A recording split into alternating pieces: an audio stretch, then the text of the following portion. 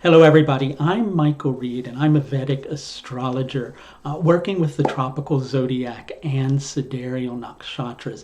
I want to say thank you to Lada for allowing me to come onto her channel and talk to you today about the concept of purpose and success, especially in regards to how it relates to our career.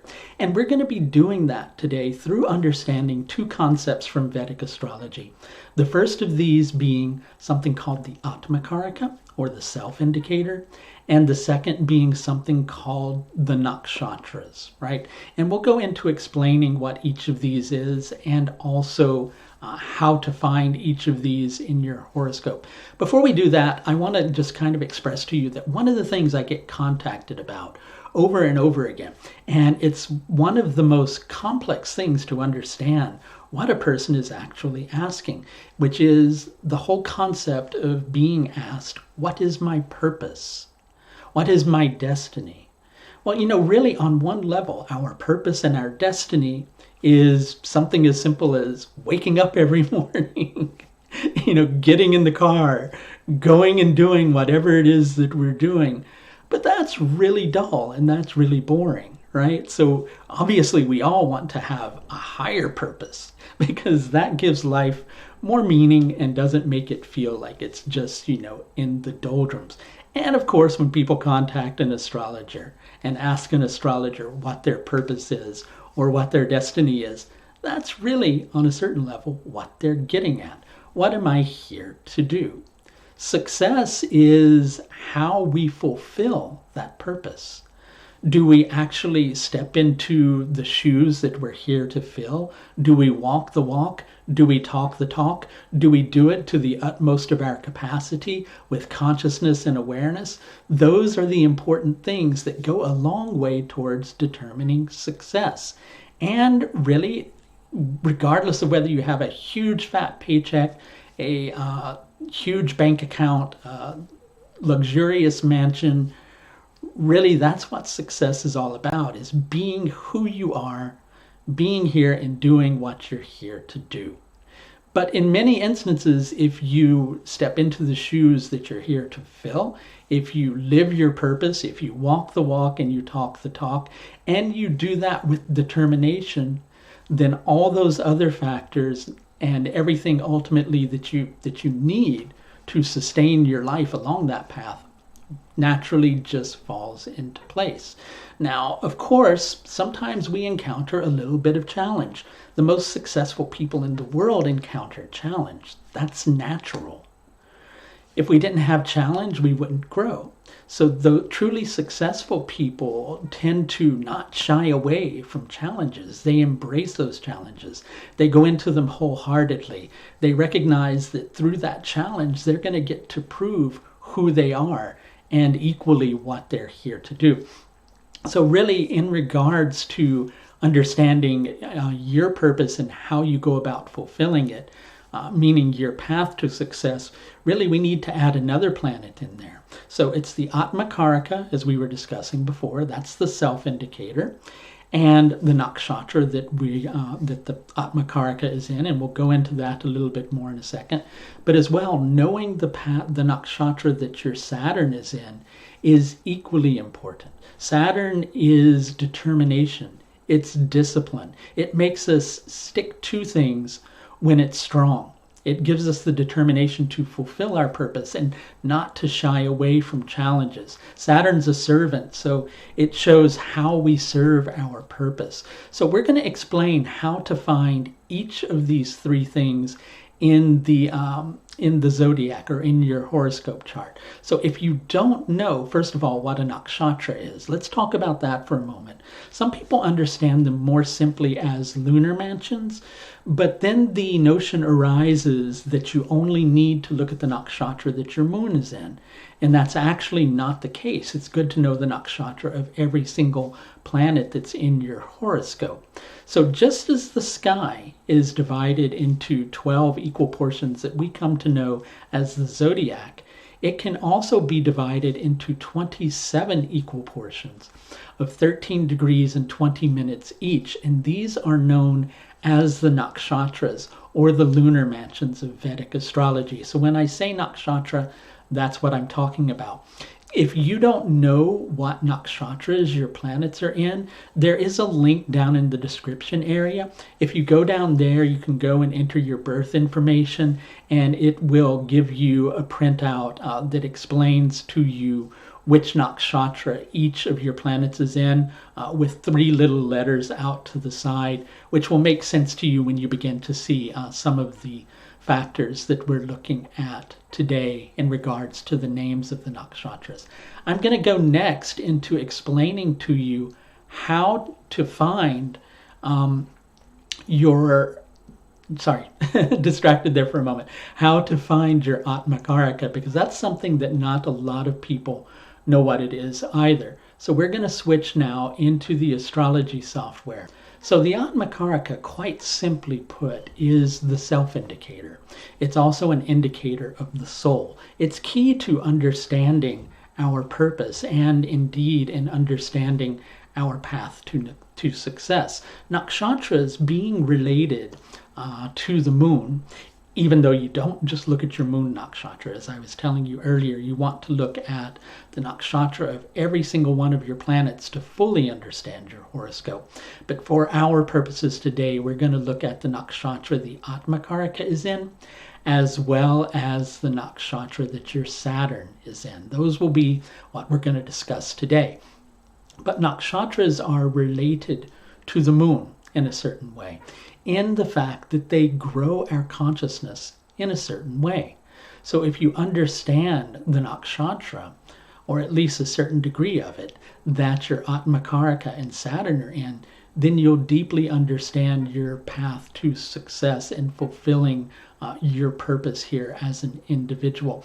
And I'm going to put some links down below. I'm putting out a special offer to everybody on this channel to something called the Complete Career Analysis, as well as something called your Success Karma Report. And those links will be down below in regards to the special offer that I'm putting out on each of them. Or maybe I can say that more simply. I'm going to put out a special offer on something called the Complete Career Analysis on my site, as well as a career/success karma consultation, along with a link to my astrological services page for people who are interested in it.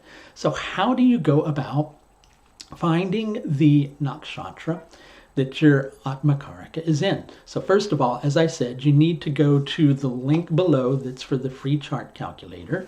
You can enter your birth information and it will print out a report to you that will have the nakshatra of every single planet out to the side.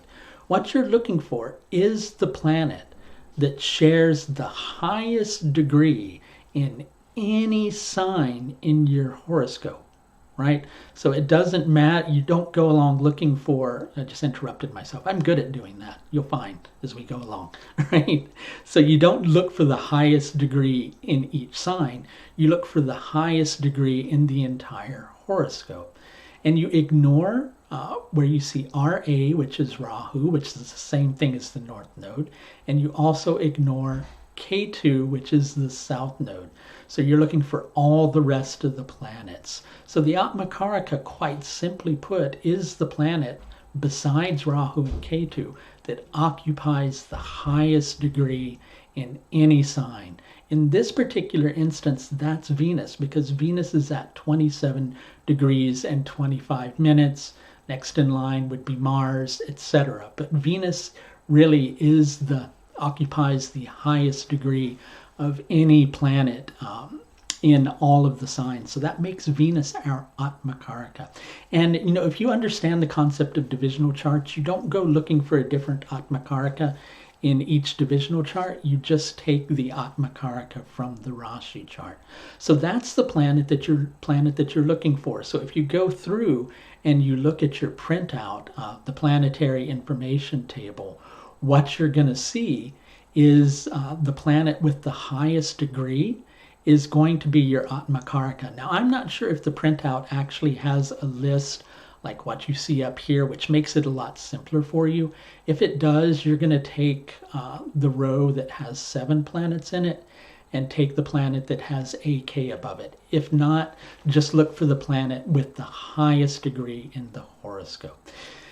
Then what we need to do is to understand the nakshatra that that planet is in, and equally the nakshatra that your Saturn is in. And we're going to go over a couple of qualities that are connected to the nakshatra, or to the nakshatras, I should say, that more deeply define a person's path to success. Nakshatras have, I think, around 15 different qualities, and they can be quite amorphous. And it can make it very difficult to understand nakshatras because at different times, different qualities will be rising to the surface. In terms of an individual's own personal path to success, we're going to focus on 2 of these today, which are very vital to understand. If you want to learn more about the nakshatras, it's always possible to dive deeper and understand all the subtle nuances. I'm not going to go into each individual nakshatra because it would quite honestly make this video way too long, right? It would be a very long video. So we're just going to focus on 2 different qualities, which are called the nature of the nakshatra and the cast of the nakshatra, and how these go into helping a person grow their path to success. And I'll go over each of these different natures and help you to understand them more deeply, as well as letting you know which nakshatras belong to that particular nature, so that when you're looking at your own horoscope and you've found the Atmakarika, and you've also found the nakshatra that your Saturn's in, that you'll understand it a little more deeply. Okay, so there are the light and swift nakshatras, the intense and cruel nakshatras, the sharp, delicate, mixed, and general nakshatras, and that's all one quality. Sharp, delicate, mixed, and general, all one quality. Okay, there are the fixed and firm nakshatras. There's the delicate and friendly nakshatras. There's the sharp, hard, and harsh nakshatras, and the moving and unsteady nakshatras. So let's start with the light and swift nakshatras. So those are Ashwini, Pusha, and Hasta.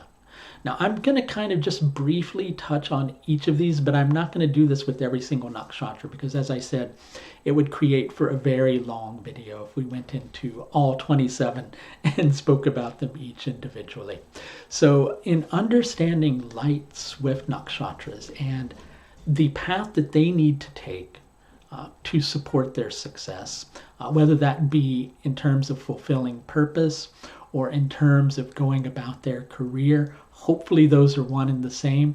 It doesn't really matter. These are the things that will help the person to grow their own individual path to success. And of course, they're needing to focus on the more positive qualities of that rather than the more, let's say, the less aware qualities of it. Maybe that's the best way to say it. And I'll go over each of those, right? So light and swift nakshatras, they need to think on their feet. In order to fulfill their purpose and establish their path to success, they need to think on their feet. They need to be aware of what might be the quickest way forward, looking for the easiest way to find solutions rather than complicating matters. Those are things that are very important to the light and swift nakshatras. On the more difficult scale, they can, as you might imagine, be a little bit hasty. They might quite often look for the easy way out of situations when instead they might need to be willing to roll up their sleeves a little bit and get down to work. Then you have the intense and cruel nakshatras.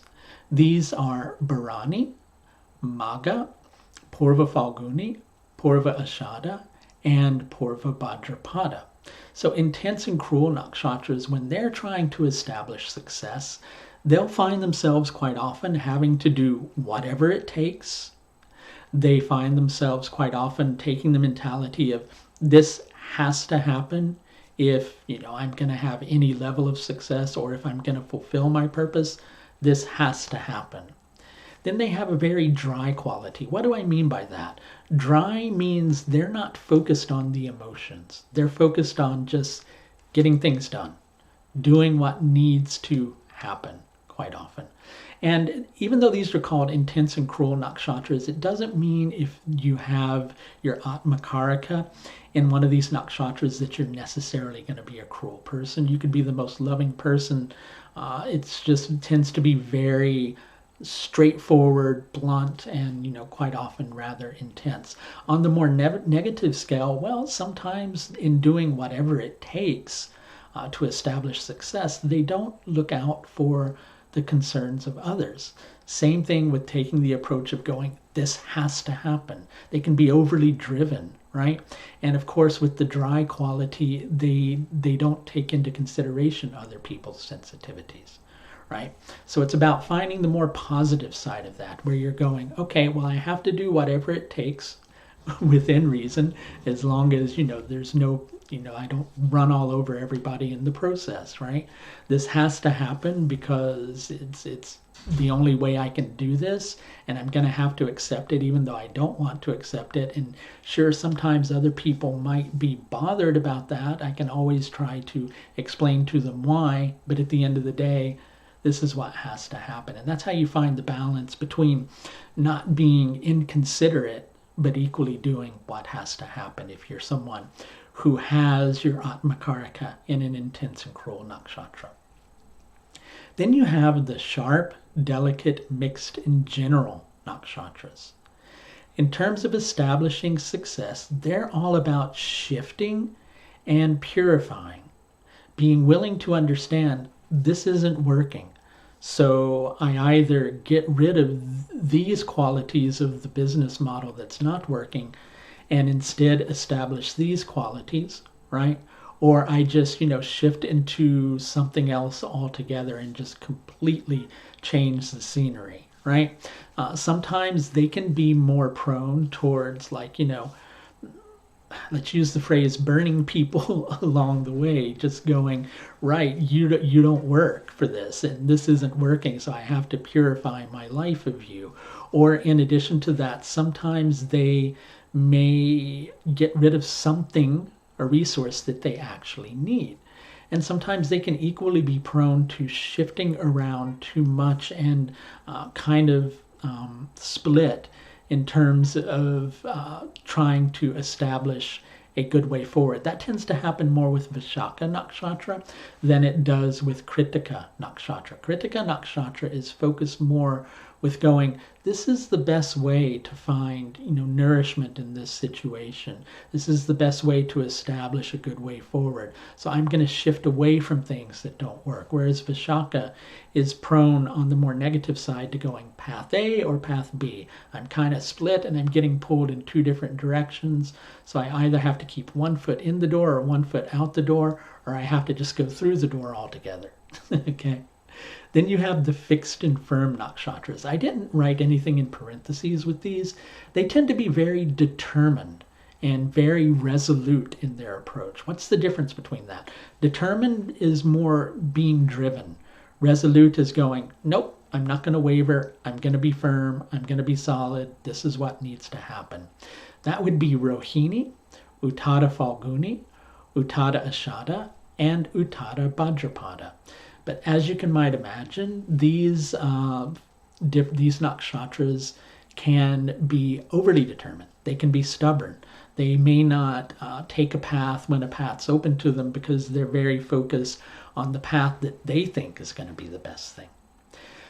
Then you have the delicate and friendly nakshatras. These are Mrigashira, Chitra, Anuradha, and Revati.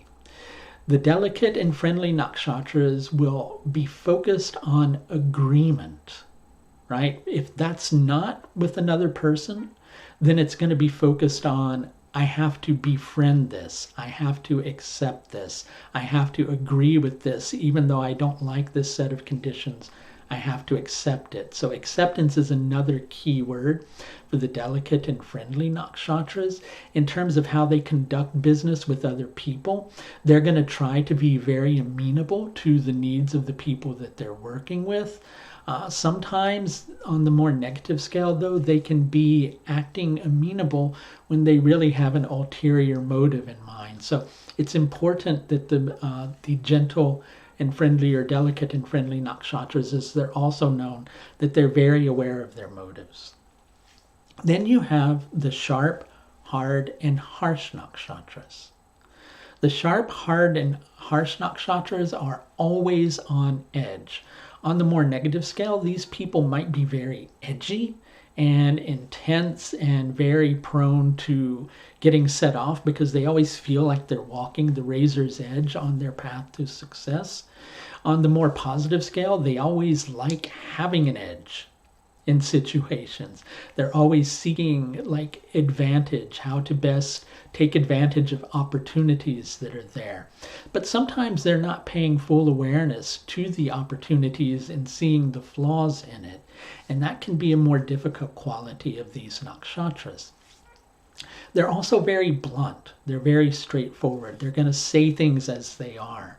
And sometimes that can be a little difficult for people that the sharp, hard, and harsh nakshatras tend to come into contact with. Then those nakshatras are Ardra, Ashlesha, Jyeshta, and Mula. So if you have your Atmakarika or Saturn in one of those nakshatras, then that's going to be you. Okay? The moving and unsteady nakshatras, which are Punarvasu, Swati, Shravana, Dhanishta, and Shatabisha. Okay, so moving and unsteady nakshatras, they need to stay active and they need to grow. They're always looking for motion and to grow. They're filled with a lot of kinetic energy. Like if you've ever been around somebody and you can just sense a lot of energy bubbling inside of them, they likely have planets in moving and unsteady nakshatras. These people are the movers and the shakers. They like to go in and stir things up for various reasons. And that can be more of the negative quality. They're instigators sometimes. They go in, they stir stuff up because they're feeling a bit uneasy with the situation, or they're having a lot bottled up and they have a feeling that they actually need to take action rather than just being okay with the state of affairs as they are. So those are the natures of the nakshatras. Next, we're going to go into talking about something called the cast of the nakshatras. And that's not a cast like a movie cast, or even a cast like a cast you'd put on your arm. On some levels, it's connected to the concept of the caste system it's connected to the concept of the caste system as it existed previously in India. But it's also a good way of understanding the nakshatras because each of these castes has a specific quality that's connected to it. So there's the Brahmin Cast, there's the Kshatriya Caste, the Vaisha Caste, the Sudra Cast, the Anuloma Caste, and the Pratiloma Caste. So the Brahmin Cast is like the priestly caste.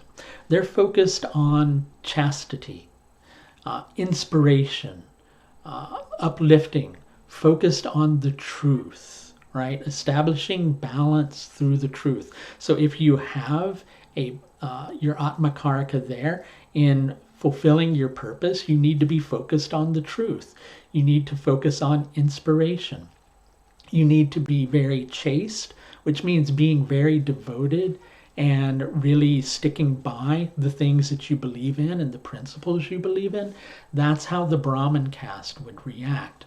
And the Brahman Nakshatras are Ashwini, Punarvasu, Hasta, Mula, and Purva Bhadrapada. So on the more difficult side, Brahman Nakshatras can be stuck in the mud. They can be very dogmatic, right? They can have their noses held high. Sorry, I know you didn't really want to see my nose like that, but they can hold their nose high in situations and can sometimes come across as arrogant and as if they have the only understanding of the truth on the planet. Okay? Then you have the Kshatriya caste. Now, both the Kshatriya and the Brahmins can be prone to pride. So if you have your Atmakarika or your Saturn there, that's something you need to watch out for. Okay? So the Kshatriya caste is noble, It's a warrior, and it's willing to sacrifice in order to get the job done. So the Kshatriya Nakshatras are Bharani, Pusha, Chitra, Purva Ashada, and Uttara Bhadrapada. So if you have your Atmakarika or Saturn in Bharani, Pusha, Chitra, Purva Ashada, or Uttara Bhadrapada, then you have them in the Kshatriya caste. So there's always a need to keep your dignity in mind. Your dignity is important. Keeping your dignity in mind and the dignity of your customers or clients or people that you're interacting with, that becomes very important. Kshatriyas, in terms of doing business, they'll do anything for their customers, right? They're warriors. They'll really go the extra mile. They're willing to sacrifice for their customers because they believe that it's the right and the noble thing to do, right? But sometimes they are thinking that something is right when they're getting it all wrong. Okay, and their arrogance won't allow them to see things in a different way. Sometimes they sacrifice their own needs for unworthy causes and then have nothing left to give to the good causes. And that's another quality of the Kshatriya caste. So they're warriors, but they don't always choose their battles wisely. Then you have the Vaisha Nakshatras. These are Kritika, Ashlesha, Swati, Uttara Ashada, and Revati. Okay, so if you have your Atmakarika or Saturn in Kritika, Ashlesha, Swati, Uttara Ashada, or Revati, then you're going to have your Atmakarika or Saturn in a Vaisha Nakshatra. Vaisha is the merchant caste. They're focused on exchange and interchange. So qualities of that, agreements that will benefit both parties, right? I give you this, you give me that in return. You take this, I get this. You give me your money, I give you my product. And on the most positive scale, they'll give value to their customers. On the more negative scale, they can be more focused on what they're getting out of the situation than what they're actually giving to the other person. These people, in terms of career, can also be involved in careers of interchange, like counseling work. That's, a common Vaisha caste profession because they're interacting with someone. When you're doing counseling work, you're interacting with the client. Kritika makes excellent counselors, as well as Uttara Ashada and Revati Nakshatra. Actually, all the Vaisha caste do, for their very different reasons. Then you have the Sudra caste. Sudra is Rohini, Magha, Vishaka, and Shravana. So Rohini, Magha, Vishaka, and Shravana. If you have your Atmakarika or Saturn in one of those nakshatras, it's in a Sudra nakshatra. Sudra is the servant caste, right? So they're going to be focused on service-oriented professions. So, if your janitors are quite common professions to have Sudra nakshatras, but it doesn't mean if you have your Atmakarika or your Saturn in a Sudra nakshatra that you're going to be a janitor necessarily. It means that in order to find success and maintain success in your life, you need to be focused on service. You need to be focused on giving. You need to be focused on doing for others, but not to the extent that you become a slave. That's the more negative quality of Sudra. They can be like enslaved to something or enslaved to an ideal, right? So they need to, much like the Brahmin Cast, they need to stay flexible. Then you have the Anuloma caste. This would be the caste that's related to mixed caste marriages in India when someone from a lower caste married a higher caste because they were aspiring towards a higher caste. And the Anuloma Nakshatras are all about aspiration, okay? Looking to uplift something in terms of like service-oriented professions or counseling professions, they always want to help other people to find the highest version of themselves because they can be very devoted. So these nakshatras are Mrigashira, Purva Falguni, Anuradha, and Dhanishta. So if you have your Atmakarika or Saturn in Mrigashira, Purva Falguni, Anuradha, or Dhanishta, it's going to be in an Anuloma Nakshatra. So they're about aspiration to, a higher level, or helping other people to find the best versions of themselves. Sometimes, though, Anuloma Nakshatras can be devoted to the wrong cause. They can be so focused on aspiration that they're not paying attention to what's there on the ground level right in front of them because they're always looking up, right, and trying to improve the situation.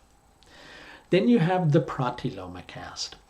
In terms of the caste system, that was when someone from a higher caste married someone from a lower caste because you would be uplifting them to your level, so to speak. So Pratiloma, in terms of its path to success, whereas Anuloma is about devotion, Pratiloma, the distinguishing factor with that is about pulling yourself up by your bootstraps. It's like when you get stuck in the mud, pulling yourself up, right? So equally, Pratiloma Nakshatras, if they're involved in counseling professions, they make great coaches because they're going to teach other people how to pull themselves up from the situation that they're in. Sometimes, though, they can do the work for the other person rather than letting the person benefit from the work themselves. And so Pratiloma Nakshatras have to be a bit aware of that.